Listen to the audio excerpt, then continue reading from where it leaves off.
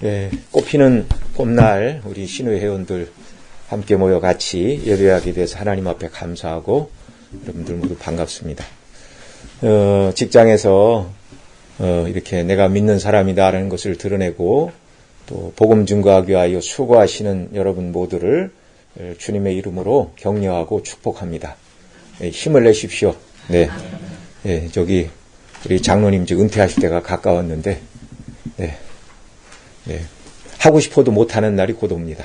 네, 네, 힘이 있을 때, 또 기회가 될 때, 열심을 내서 정말 주님을 기쁘시게 하고 복음을 증거하는 사명을 감당한 다음에 이 땅과 비교할 수 없는 영광의 나라에서 영원토록 영생을 누리게 하셨는데 또 믿음으로 섬긴 일에 대하여 상급도 주신대요. 구원만 해주셔도 감사한데 지옥만 안 가게 해도 감사하죠. 우리 영혼과 육체를 다 없애주셔만 해도 감사한데 천국에서 영생을 누리게 하십니다. 근데 이 땅에서 수고한 자들에게 상급을 주시고 그러니까 하늘의 상급은 한 번 받으면 그 상급의 영광이 계속되는 거예요. 네. 그래서 베드로전서 1장 4절에 말하기를 썩지 않고 더럽지 않고 쇠하지 아니하는 유업을 하나님께서 우리에게 있게 하신다. 이렇게 말씀해 주셨습니다. 올림픽 때 금메달 따는 거 참 영광스럽죠. 동계하계 여러 메달을 땄지만, 김연아 선수가 캐나다 밴쿠버에서 딴 피겨, 금메달은 참 우리의 기억에 오래도록 남는 것 같아요. 예. 그러나 도금이라고 그러죠. 집에 잘 모셔놨겠지만, 시간이 지나면 그 모든 영광이 다 퇴색합니다. 다 퇴색해요. 그러나 우리에게 하늘에서 주실 영광은 첫날부터 영원 무궁토록 그 영광이 계속되는 영광의 상급이고 영원한 영광의 나라이신 줄을 바라보시고 믿으시기 바랍니다.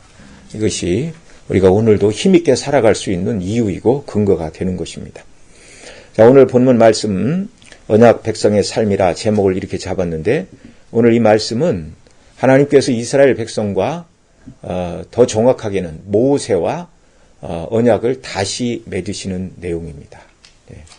그러니까 한 번 맺었었는데 그 언약이 깨어졌다 그런 말이죠. 자, 이 출애굽의 역사를 이루시고 그 다음에 출애굽기 19장에 보면 하나님께서 모세에게 말씀하십니다. 내가 너희를 애굽에서 구원하지 아니하였느냐. 그리고 정말 내가 너희의 하나님이 되고 너희는 내 백성이 될 것인데 내 백성대로 살 것이냐? 이렇게 19장 후반부에 물으셨어요. 그러자 백성들이 모세에게 대답합니다. 우리가 다 주의 말씀대로 순종하여 언약 백성대로 살기를 원합니다. 그러자 이제 20장에서 언약 백성의 삶의 법을 주셨어요. 그게 뭡니까? 10계명. 출애굽기 20장. 나는 널 애굽 땅 종되었던 집에서 인도해낸 너희 하나님 여호와라. 너는 나 외에 다른 신을 내게 두지 말라. 2계명. 그 다음에 너를 위하여 새긴 우상을 만들지 말고 거기 절하지 말라. 세 번째, 여호와 이름을 망령되게 일컫지 말라. 쭉 말씀하시고 10계명 뒤에 그 10계명이 오늘 우리식으로 얘기하면 10계명이 헌법이라면 그 뒤에 그 헌법을 설명하는 우리나라도 헌법 다음에 형법이 있고 민법이 있고 여러 가지 법이 있잖아요. 율법전서라고 그러는데 그런 것처럼 10계명을 해설하는 계명과 율례를 주셨어요. 그게 이제 24장까지 계속 쭉 진행이 됩니다. 자, 이 법대로 살겠느냐? 그렇게 물을 때 백성들이 네 하고 대답을 하자 이제 출애굽기 24장에서 백성의 대표 70명을 시내산 위로 부르시고 이제 그때 소를 잡아서 번제와 화목제를 드리고 피를 가지고 와서 제단에 뿌리고 그 하나님께서 주신 율법을 낭독하고 백성들이 지키겠습니다. 그러자 백성들에게 뿌리고 언약식을 체결하는 그런 일이 있었습니다. 네. 그리고 이제 모세가 그 모든 말씀을 받기 위하여 시내산 위로 올라갔어요. 40일이 지났습니다. 산아래 백성들이 모세가 안 내려오자 우리를 애굽에서 인도하여 낸 모세는 어찌 되었는지 모르니까 우리를 위하여 신을 만들라. 백성들이 요구하자 아론이 뭐라고 그랬어요? 귀고리를 빼갖고 와라. 그리고 그걸로 이제 불에 녹여서 삭도로 새겨 금송아지를 만들었습니다. 그 금송아지는 이제 애굽 사람들이 섬기던 우상 중에 하나였죠.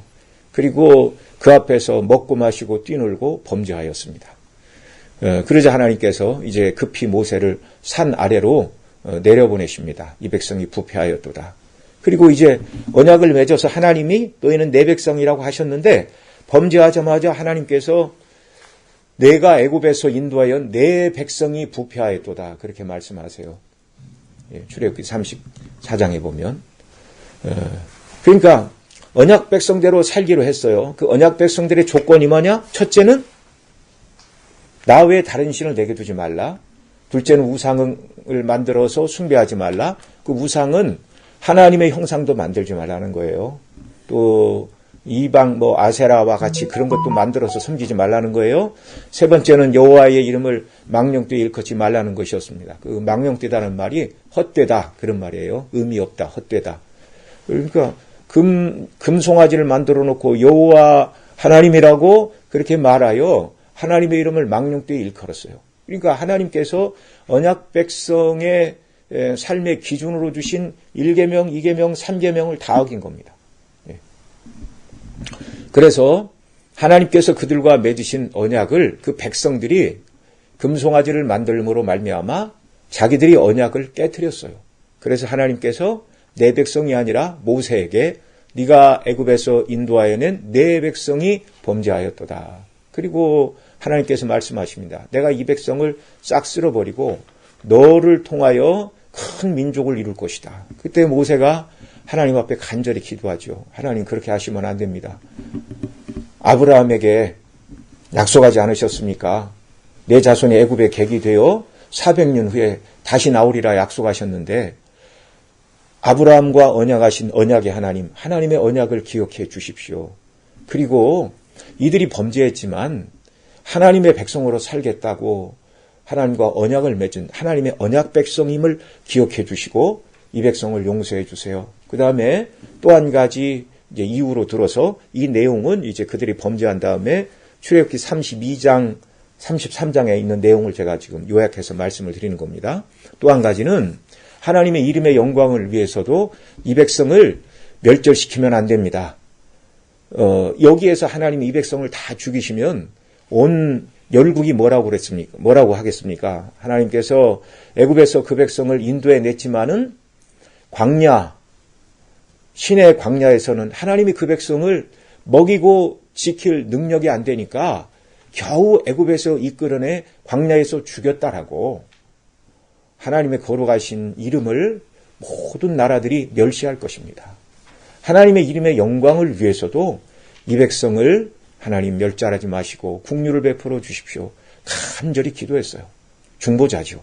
바로 그때의 모세는 저와 여러분의 죄를 위하여 대신 십자가에서 죽으시고 지금도 하나님 보좌 우편에서 저와 여러분을 위하여 기도하시는 중보자 예수 그리스도의 모형입니다. 하나님께서 이 모세의 기도를 들으시고 간절한 기도를 3번 하였어요. 그러자 이 기도를 들으시고 이제 하나님께서 모세에게 처음 내가 10계명을 새겨 주었던 돌판 2개를 깎아서 올라와라. 처음에 하나님 다 해주셨는데 그게 34장 이제 1절부터 내용입니다. 모세가 돌판을 깎아지고 시내산 위로 올라가서 엎드려 기도할 때 그때 주신 말씀이 여기 10절부터예요. 여호와께서 이르시되 보라 내가 언약을 세우나니 다시 세우는 거예요. 그러나 지금 분위기는 처음 언약식 때하고는 매우 다릅니다. 첫 번째는 백성들이 출애굽의 구원, 홍해에서의 구원, 그 다음에 광야에서 먹을 것이 떨어졌을 때 만나를 주시고 반석을 쳐 생수를 주시는 하나님의 능력을 경험하고 감상과 기쁨으로 언약을 맺었어요. 그런데 그들이 금송아지를 만들고 부패함으로 하나님의 진노가 그들 가운데 임하였고 하나님께서 그 백성이 범죄하고 타락한 것을 인하여 더 이상 내 백성이 아니다 말씀하실 만큼 분위기가 굉장히 어두운 분위기입니다. 오늘 본문의 내용은. 그러니까 하나님이 사람처럼 감정적이신가? 그렇게 얘기하면 안 되죠.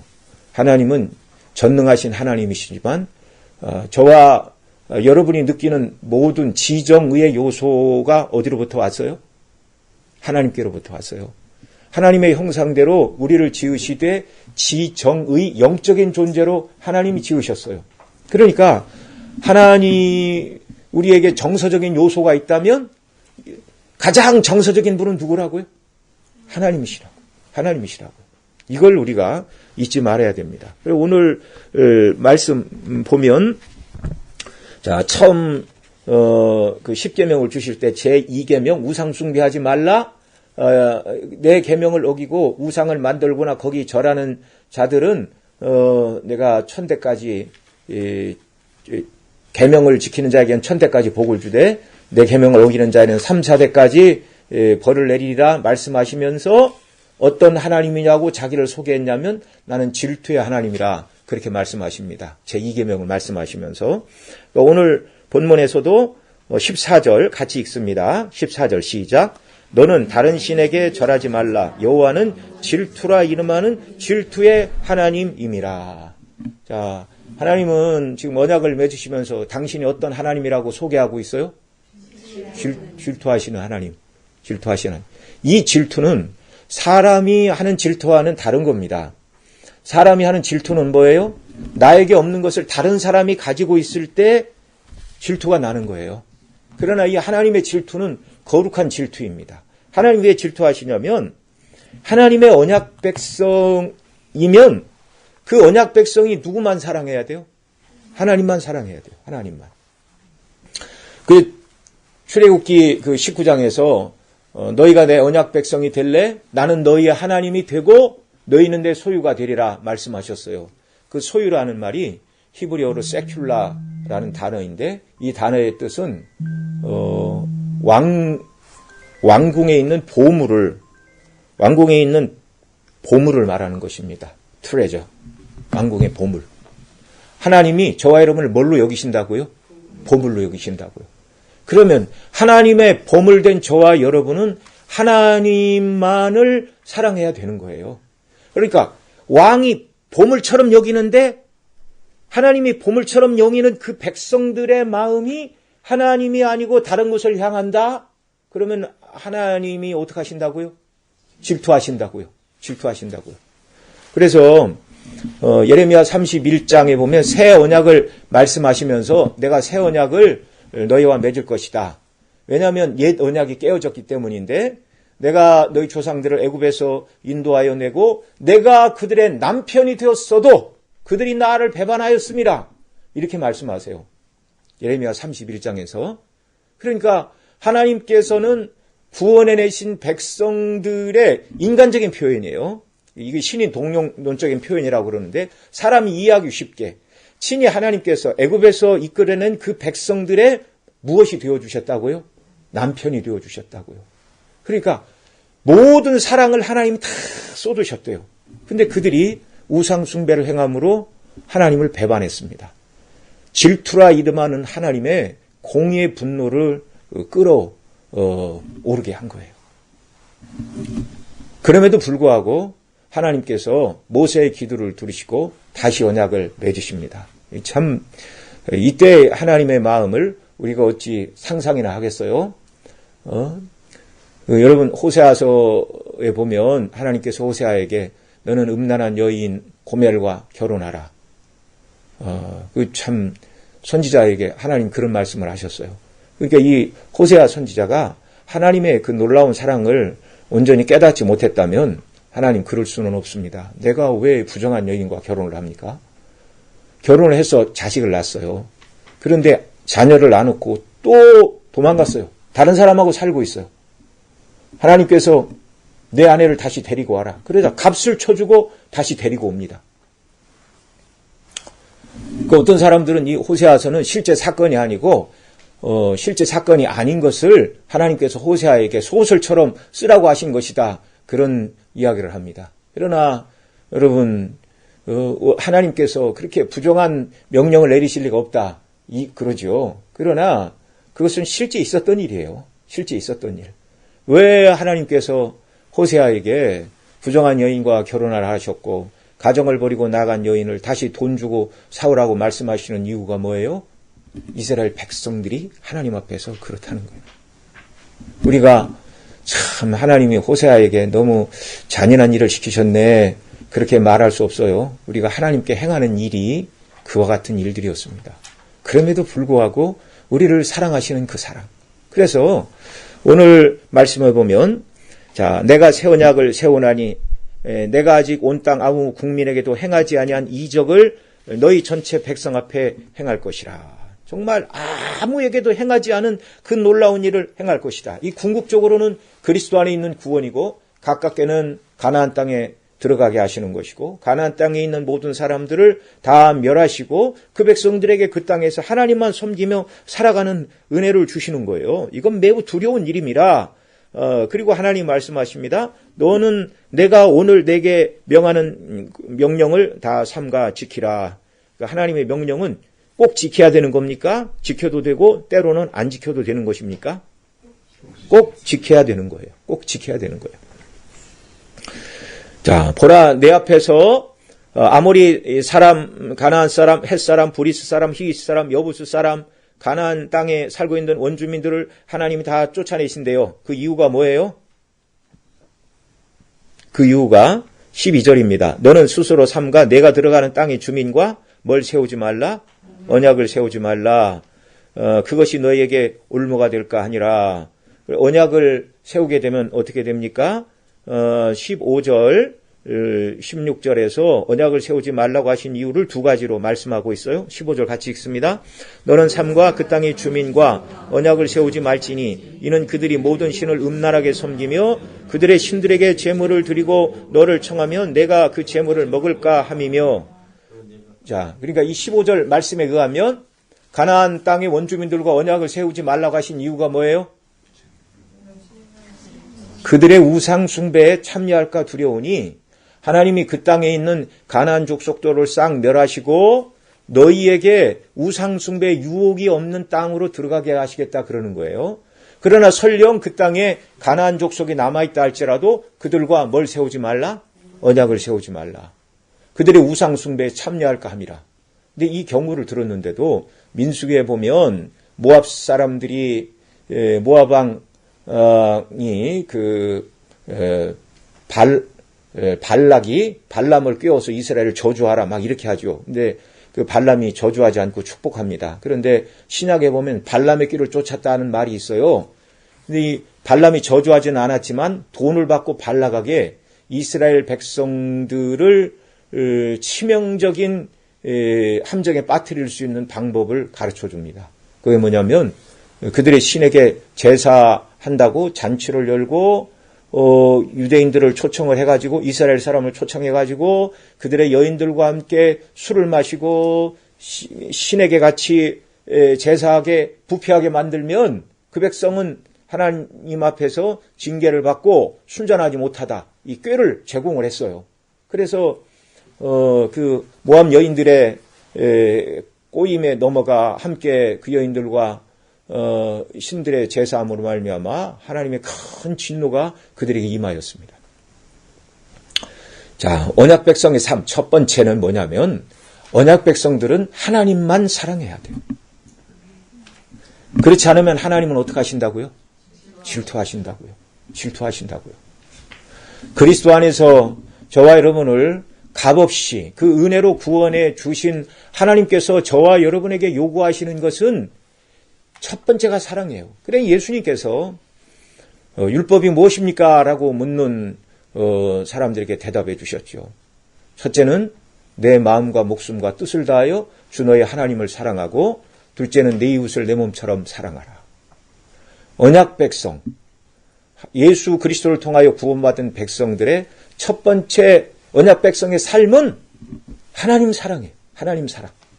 그래서 이 언약 백성, 오늘 본문이 말하는 것은 하나님을 사랑하고 그 백성을 보물처럼 여기시는 하나님을 사랑하고 하나님을 배반하지 않기 위하여 행해야 될 두 가지 큰 내용을 말씀하는 것입니다. 그 첫 번째가 뭐냐면 하지 말아야 될 일. 뭘 하지 말라는 거예요? 우상숭배. 우상숭배. 그래서 자, 그들과 언약을 맺지 말라. 그들의 재물을 먹을까 함이며 또 16절 언약을 맺지 말라고 하신 이유가 뭐예요? 16절 같이 읽습니다. 또 내가 그들의 딸들을 내 아들들의 아내로 삼음으로 그들의 딸들이 그들의 신들을 음란하게 섬기며 내 아들들에게 그들의 신을 음란하게 섬길까 할까 함이라. 아멘.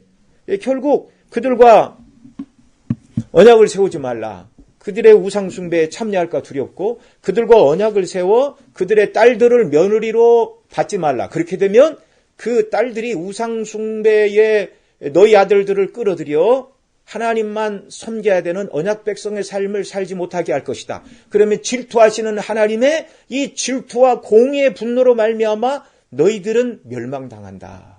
이겁니다. 은혜로 구원해 주신 백성에게 하나님 요구하시는 것은 절대적인 사랑, 이거 하나예요.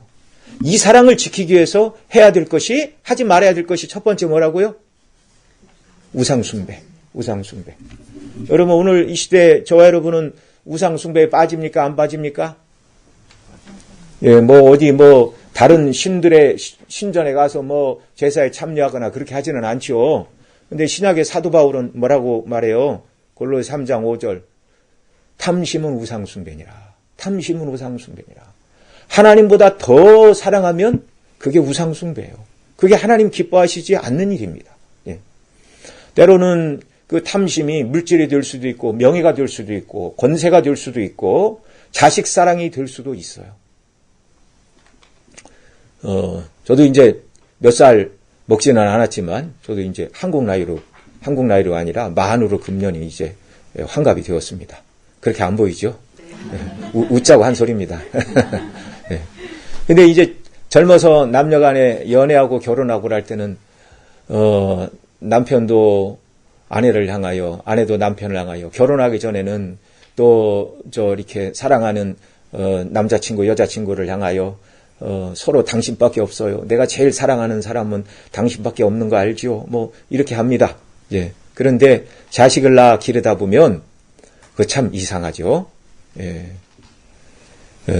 그렇게 하지 말아야 되는데 남편이 아내를 사랑하는 것보다 어떤 때는 남편이 자식을 사랑하는 마음이 더 커지고 또 아내가 남편을 제일 사랑해야 되는데 남편보다 자녀를 사랑하는 마음이 더 커지는 때가 있어요. 또 어떤 분은 그러대요. 이렇게 부모와 자식지간에는 혈연관계로 맺어졌으니까 그게 너무나 당연한 것이고 부부는 혈연관계가 아니니까 잘 관리를 안 하면 끈이 느슨해진다. 그것도 다 옳은 얘기죠. 그러나 성경의 말씀은 너무나 분명하죠. 남편들을 향하여는 그리스도께서 교회를 위하여 자기를 주심같이 아내를 사랑하라. 아내들은 교회가 그리스도에게 순종하듯 남편에게 순종하고 복종하라. 가장 친밀하고 끈끈한 관계가 정말 남편과 아내의 관계입니다. 그러나 이것도 그리스도 안에서예요. 그리스도 안에서. 하나님보다 남편이나 아내를 더 사랑해서도 안 되지만 정말 자식을 하나님보다 더 사랑하는 사람, 특히 누가 그러냐면 나이 많으신 할머니들이 그렇게 아들을 의지 많이 해요. 제가 보면 여기는 아직 이제 그럴 연세들이 안 되신 것 같은데 남편 소용없어. 자식이 최고야. 네. 여러분 평생 3대가 먹을 재산이 쌓여있다 할지라도 우리의 사랑은 물질이 아니라 하나님이어야 합니다.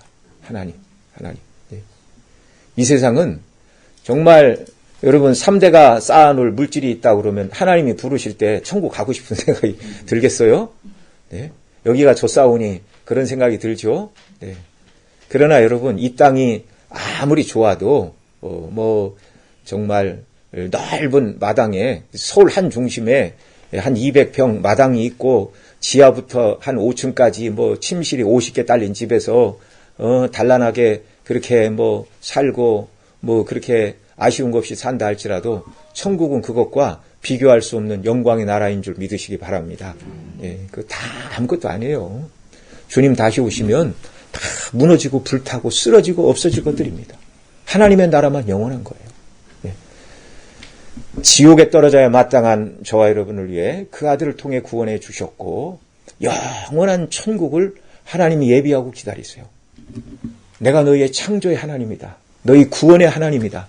너희가 영원토록 누릴 영원한 천국을 내가 예비하고 기다리고 있다. 그러니 하나님의 피조물로서 구원받은 하나님의 백성으로서 너희는 나만 사랑하라 그 말씀입니다. 예. 그래서 오늘 행할 일이 두려운 일입니다. 그리고 11절 하나님이 가나안 모든 족속들을 다 멸할 것이다. 그들에게 언약을 세우지 말고 모든 그 다음에 신상들을 다 부수고 음란하게 섬기가 할게 함이니라 라고 쭉 그 다음에 17절 신상을 부어 만들지도 말라라고 11절에서 17절까지 내용을 한마디로 요약을 하면 우상숭배하지 말라는 거예요. 우상숭배. 이건 하지 말아야 될 일이고 그 다음 언약 백성이 해야 될 일을 18절부터 몇 가지로 나누어 말씀하고 있습니다. 자, 첫째 18절 같이 읽죠. 시작. 너는 무교절을 지키되 내가 내게 명한 대로 앞비월 그 절기에 이래 동안 무교병을 먹으라. 이는 내가 앞비월에 애굽에서 나왔습니다. 자, 무교절을 지키라. 무교절은 다른 말로 또 유대인의 절기로 뭐라고 그러죠? 유월절. 첫날이 유월절이고 그 둘째 날부터 이제 무교절이라고 그래요. 누룩 없는 떡을 먹는 절기라고 그래서 무교절이라고 그럽니다. 그러니까 유월절, 무교절은 그냥 같이 쓰는 말이에요. 그 다음에 그 뒤에 또 무교절을 지키라 말씀하신 다음에 그 다음에 22절에 보면 77절 곧 맥추의 초식절을 지키고 세 마리는 수장절을 지키라 그렇게 말하죠. 자, 여기 77절을 다른 말로는 또 뭐라고 그래요?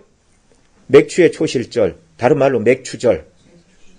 77절. 그러니까 6월절로부터 7주간이 지나서 77절이라고 그래요. 그때가 맥추절인데 이 77절의 다른 말은 또 뭡니까? 오순절. 77에 49. 수는 열이잖아요. 49일 다음에 지키는 절기라고 그래서 오순절이라고도 부르는 것입니다. 그 다음에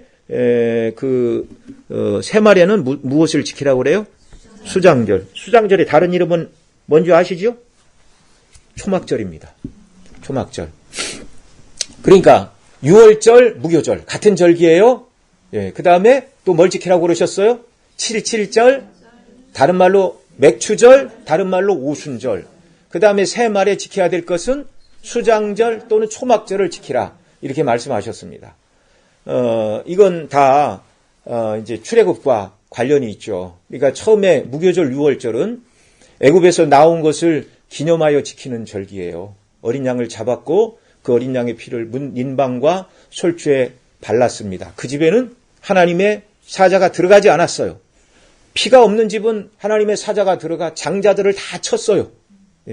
그래서 오늘 무교절을 지키라 말씀하신 다음에 애굽에서 나왔습니다. 19절에 그 다음에 뭐라고 그래요? 모든 첫 태생은 다 내 것이며 내 가축의 처음 난 수컷인 소와 양도 다 그러하며 나귀의 첫 새끼는 어린 양으로 대속할 것이요 그렇게 하지 아니하면 목을 꺾을 것이며 내 아들 중 장자는 다 대속할지며 빈손으로 내 얼굴을 보지 말라 이렇게 말씀하고 있어요. 이게 다 6월절 또는 무교절과 관련되어서 주신 말씀입니다.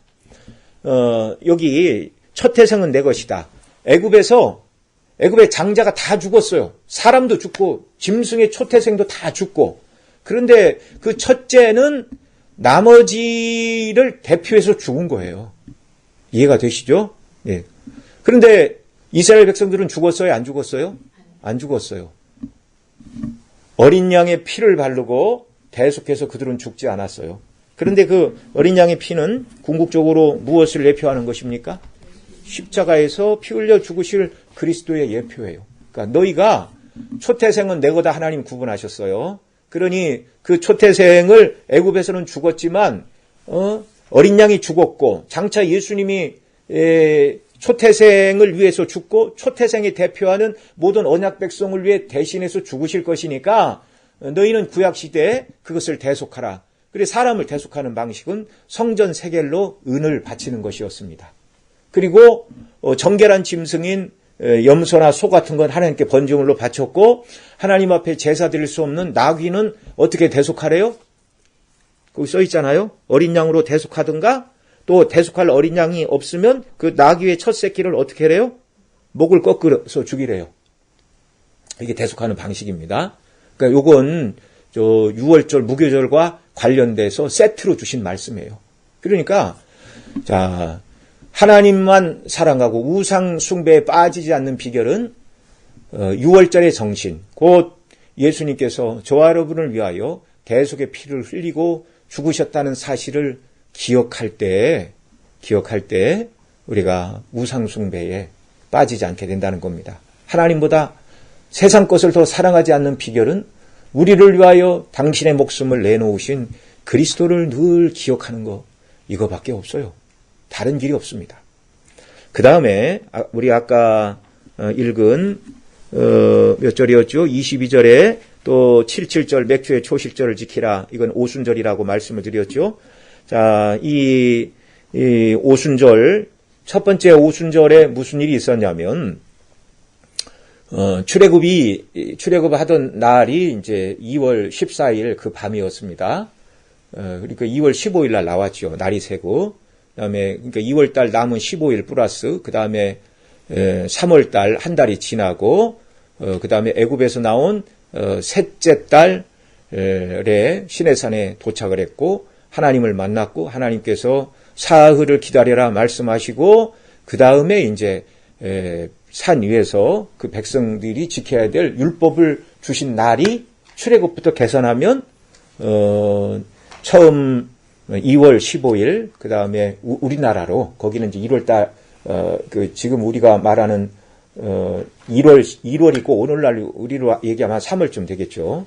그러니까 그들의 절기로, 1월달 나머지 15일, 2월달 30일, 그 다음에 3월 5일경이니까 다 더하면 이게 50일이 되는 거예요. 그래서 첫 번째 오순절에는 하나님께서 그 백성에게 율법을 주신 날입니다.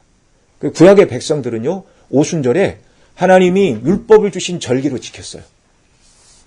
그 다음에 신약의 오순절에는 누가 임하셨습니까? 성령이 임하셨어요. 그러니까 오순절에 구약에서는 말씀을 주셨고 신약에는 성령이 오셨는데 성령이 바로 구약의 선지자를 감동하셨고 신약의 사도들을 감동하사 성경을 기록하게 하신 원저자가 성령님이십니다. 그러니까 오늘 우리가 이제 오순절을 지킨다고 말할 때 그냥 성령님 내게 은사와 능력을 부어주십시오. 그렇게 하면 안 되고 성령의 본질적인 사역은 하나님의 말씀을 우리에게 밝혀주시는 분이에요. 뭐 6월절과 다른 얘기가 아니죠. 성경의 모든 기록된 얘기. 예수님은 요한복음 5장 39절에서 너희가 영생을 얻는 줄 알고 성경을 상고하거니와 이 성경이 곧 누구에 대하여? 나에 대하여 기록한 것이니라 말씀해 주셨습니다. 그래서 우리 오순절을 지키라는 말씀은 늘 하나님의 말씀을 가까이 하고 그 말씀을 온전히 깨닫기 위하여 성령의 감동을 구하라는 말씀이에요. 그 다음에 수장절을 지키라. 다른 말로는 초막절이라고 그랬죠. 그러니까 이 수장절에는 곡식을 다 거두어 드리고 지키는 절기였어요. 이 곡식은 신약의 예수님이 추수하실 천국의 알곡들입니다. 그러니까 이 수장절은 천국을 사모하는 절기예요. 초막절을 지키라 말씀하셨는데 광야에서 그 백성을 인도하여 내셨고 그들이 광야에 살아갈 때 초막에 살았잖아요. 그때 지키신 하나님. 그러니까 지금 우리가 광야와 같은 이 세상에 초막과 같은 곳에서 살고 있는 거예요. 하늘의 영광이 비교하면. 그리고 장차 주님 다시 오셔서 우리를 천국의 알곡으로 모아들이시는 그 영생의 나라를 소망하고 살라는 것입니다. 자, 정리합니다. 언약 백성의 삶은 누구만 사랑하라? 하나님만 사랑하라. 그렇지 않으면 남편 되신 하나님, 구원의 하나님이 질투하신다. 하나님의 질투로 너희가 징계를 당해서는 안 된다. 그래서 하나님만 사랑하기 위해서는 하지 말아야 될 일이 뭐라고요? 우상숭배. 그 다음에 해야 될 일이 뭐라고요? 하나님께서 그리스도 안에서 행하신 일을 기억하는 것입니다. 6월절을 지키라. 그리스도의 죽으심. 그 다음에 오순절을 지키라. 성령께서 말씀의 뜻을 복음의 진리를 밝혀주시기를. 수장절 또는 초막절을 지키라. 장차 들어갈 천국의 영광으로 무장되어라. 그 다음에 그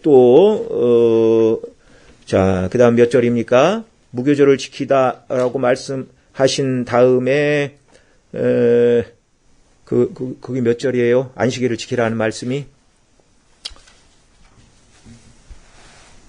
21절. 엿새 동안 일하고 7일째 날에는 쉴지니 안식일을 지키라. 오늘날 얘기하면 주일 안식일을 지키라는 거예요.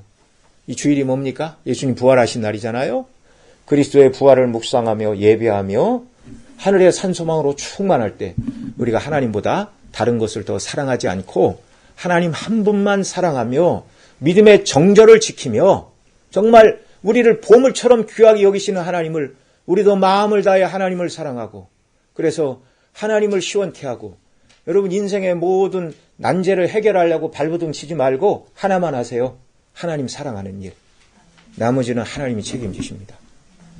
기도하겠습니다.